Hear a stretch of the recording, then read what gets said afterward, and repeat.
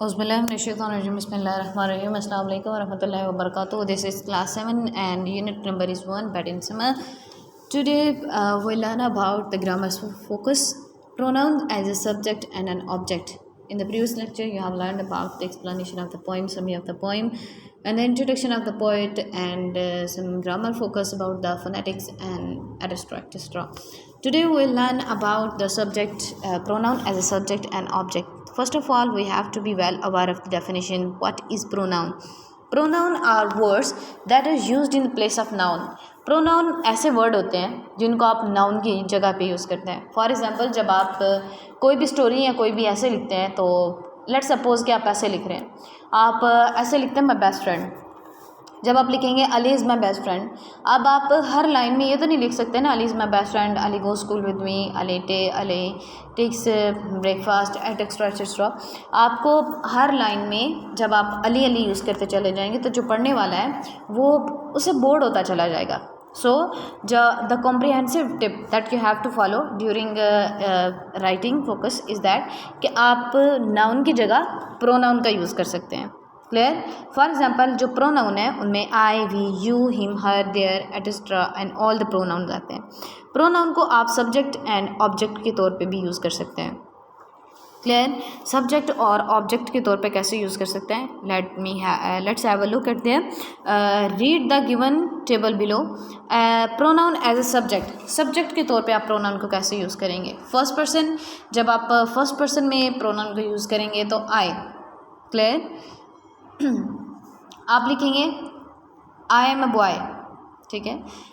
My name is Ahmed. अब Ahmed noun है. ठीक है. आपका नेम अहमद है. आप नाउन थे, लेकिन जब आप अपने आप को प्रोनाउन में बदलेंगे तो फिर आप फर्स्ट पर्सन में आई यूज़ करेंगे. क्लियर? और अगर आप ज़्यादा की बात करेंगे तो आप वी यूज़ करेंगे. सेकंड पर्सन की बात की जाए तो सेकंड पर्सन यू को बोला जाता है. क्लियर? और आप सिंगुलर है तो भी यू यूज़ करेंगे, और अगर प्लूरल है तो भी यू यूज़ करेंगे. थर्ड पर्सन की बात की जाए तो ही, शी, इट, और प्लूरल में आप दे यूज़ करेंगे. As an object, first person me, I को आप मी में कन्वर्ट करेंगे जब आप इसको ऑब्जेक्ट के तौर पे लिखेंगे. यानी कि बाज़-औक़ात आप जब बात करते हैं तो आप अपने आप को सब्जेक्ट बना के बात कर रहे होते हैं. क्लियर? और बाज़-औक़ात जब आप बात करते हैं तो आप अपने आप को ऑब्जेक्ट बना के बात करते हैं. फॉर एग्ज़ाम्पल, लेट्स सपोज कि आप कहते हैं कि मैंने सेब खाए. ठीक है. अब जब आप दूसरी तरह इसको बोलेंगे तो आप कहेंगे सेब मैंने खा दिए. मैंने सेब खाए और सेब मैंने खा दिए.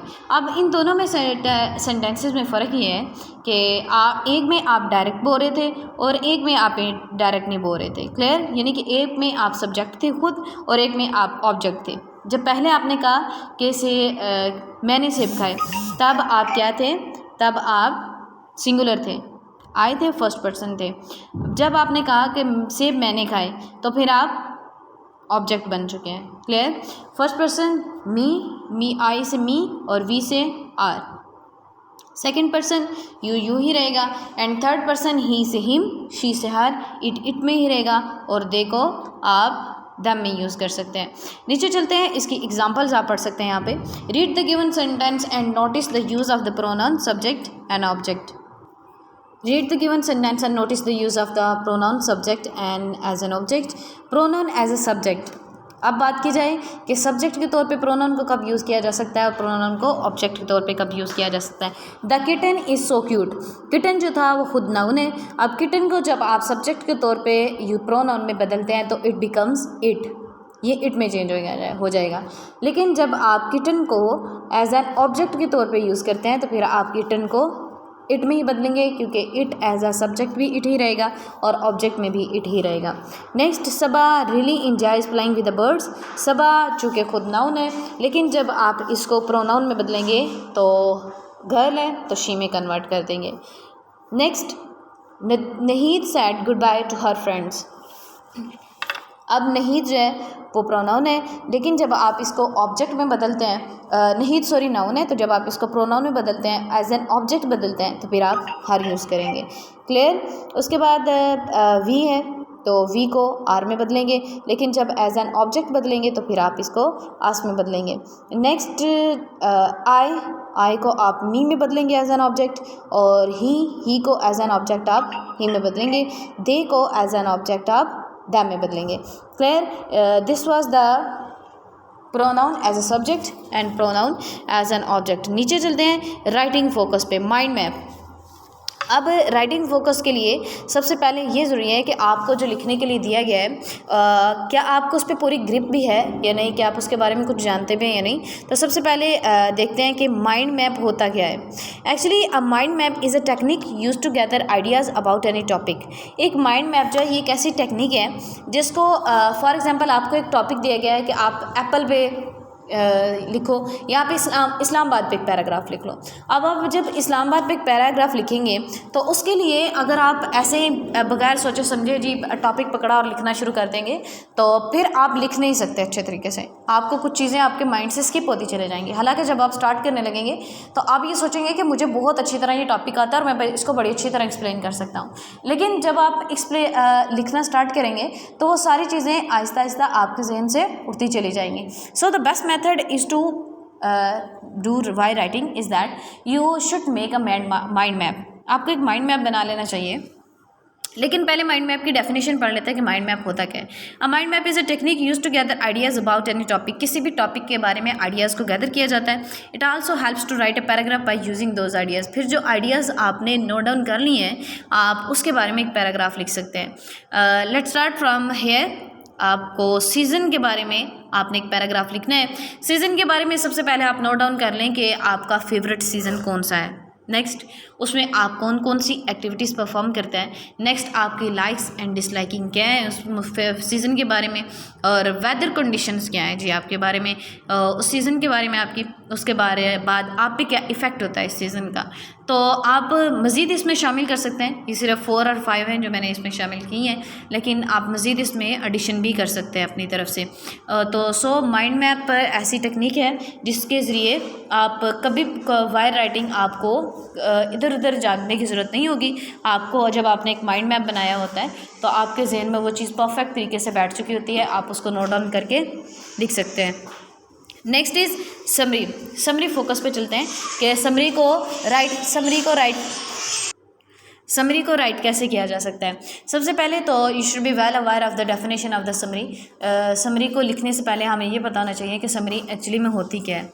Summary is a brief paragraph about a poem और अ टेक्स्ट। कोई भी टेक्स्ट आपको दी जाती है, आपको कोई भी पोएम दी जाती है तो उसके बारे में आप एक शॉर्टकट से पैराग्राफ, एक ब्रीफ से पैराग्राफ लिखेंगे कि इसका मेन आइडिया क्या, आप बताना क्या चाह रहा है पोइट या जो राइटर है जो जिसने आपको जो टेक्स्ट लिख के दिया है वो इसमें कहना क्या चाह रहा है। It describes the main idea of the poem और द टेक्स्ट। ये टेक्स्ट का मेन आइडिया या पोएम का मेन आइडिया बताता है हमें। There are few rules to write a summary. Summary को लिखने के कुछ रूल्स होते हैं। Let's have a look at that rules कि समरी को राइट करते वक्त आप क्या रूल फॉलो करेंगे। The first tip that you have to follow by writing a summary is that read the text in detail. आपको जो टेक्स्ट दिया गया है आप उसको डिटेल में रीड आउट करेंगे ताकि जो आपको टेक्स्ट दिया गया आप उसको अच्छे तरीके से समझ सकें। फॉर एग्जांपल यहाँ पे एक पैराग्राफ लिखा है स्टैंजा एक पोइम का, and does it not seems hard to you when all the sky is clear and blue and I should like so much to play to have to go bed by day.